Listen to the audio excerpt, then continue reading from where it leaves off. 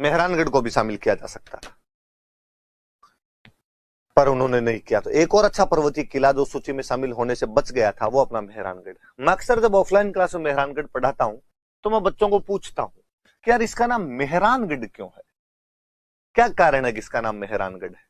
मुझे लगता है मैंने शायद हिस्ट्री की क्लास में आपको बता दिया होगा, नहीं बताया तो मैं फिर यहां पर बताता हूं आपको बात कि मैं जब बच्चों को कहता हूं इसको मेहरानगढ़ क्यों कहा जाता है तो बच्चे कहते हैं कि सर ये मोर की आकृति में बना हुआ है।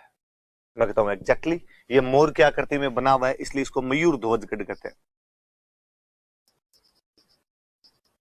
यह किला मोर की आकृति में इसलिए क्या कहलाता है, मयूर ध्वजगढ़। पर सवाल तो अधूरा है अभी तक। सवाल तो यह है कि मेहरानगढ़ क्यों कहते हैं, ये तो मयूर ध्वजगढ़ हो गया। फिर कोई बच्चा खड़ा होता है और बच्चा खड़ा होकर कहता है कि सर यहाँ पे मेहरा या मेहर नाम के व्यक्ति की बलि दी गई थी। हाँ, जब भी किलों का निर्माण किया जाता था उनमें नर बलि वगैरह दी जाती थी। जैसलमेर का किला जब बनाया गया तो कहा जाता है किसी भाटी की नर बलि दी गई थी। या जब भी किला बनाया गया तो राजाराम नाम के एक व्यक्ति थे, राजाराम मेघवाल नाम के एक व्यक्ति थे, उनकी नरबली यहां पर दी, तो राजाराम की नरबली दी गई थी। तो इसका नाम, व्यक्ति का नाम मेहर या मेहरा तो नहीं था। अब बता दो तुम इसे मेहरानगढ़ क्यों कहा जाता है।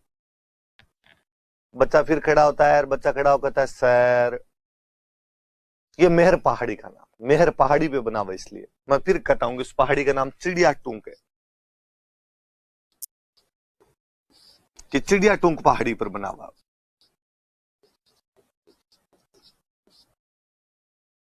मतलब वापस बताता हूं कि जोधा जब 1453 में आवड़ वावड़ की संधि करके मंडोर आ जाता है, उसके बाद जोधा को लगता है यार मंडोर सुरक्षित स्थान नहीं है, किसी सेफ जगह पर तो अपने को जाना पड़ेगा। और सेफ जगह कौन सी हो जहां पर अपने जाएं, तो वो जिस जगह का चुनाव करता वो चिड़िया टूंक की पहाड़ी थी। चिड़ियानाथ जी नाम के एक साधु रहा करते थे।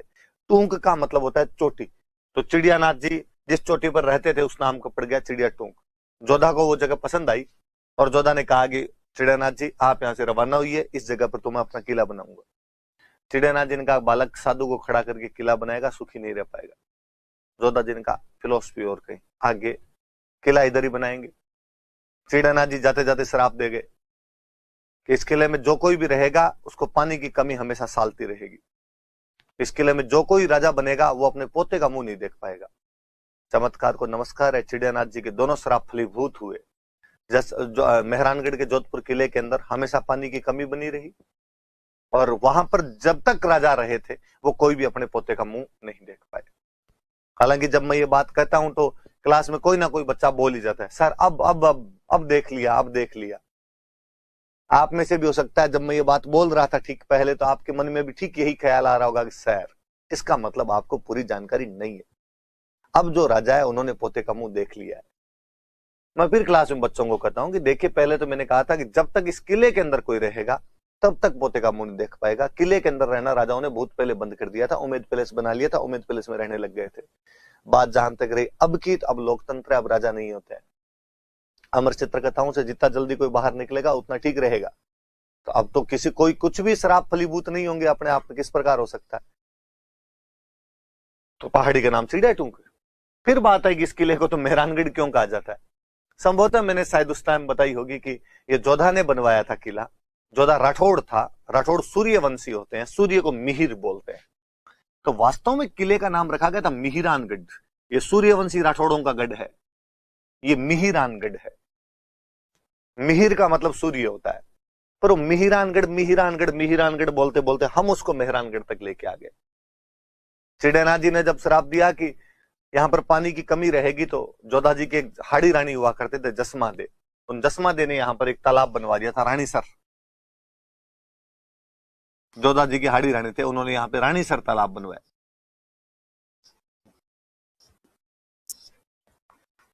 राव गंगा की एक रानी वे थे पद्मा कुमारी, उन्होंने यहां पे तालाब बना दिया पद्मसर।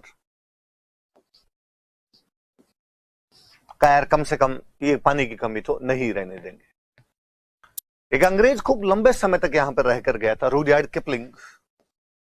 मैं फिर आपको जब राव सिंह की कहानी सुनाता हूं तो रुडयार्ड किपलिंग की कई बातें बताता हूं आपको। रुडयार्ड किपलिंग वह अंग्रेज था जिसको 1907 में उसकी पुस्तक जंगल बुक के लिए नोबेल पुरस्कार मिला था। पहला अंग्रेज जिसको साहित्य का नोबेल मिला था रुडयार्ड किपलिंग था। इस किले में अपना एक लंबा समय गुजारता है।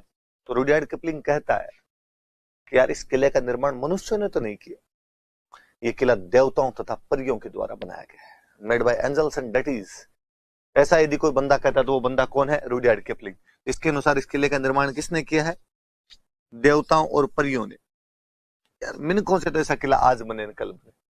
ये किला सूर्यवंशी राठौड़ों द्वारा बनाया गया, इसलिए मिहिरानगढ़ कहलाता है। ये किला मोर क्या करती में, इसलिए मयूर ध्वजगढ़ कहलाता है। इसके निर्माण के समय राजाराम मेघवाल नामक व्यक्ति की नरबली दी गई थी यहाँ पे। ये चिड़िया टुंक नाम की पहाड़ी पर बना हुआ है। चूंकि राठौड़ों के किले चिंतामणि गढ़ कहलाते थे, इसलिए इसे गढ़ चिंतामणि भी कहा जाता है।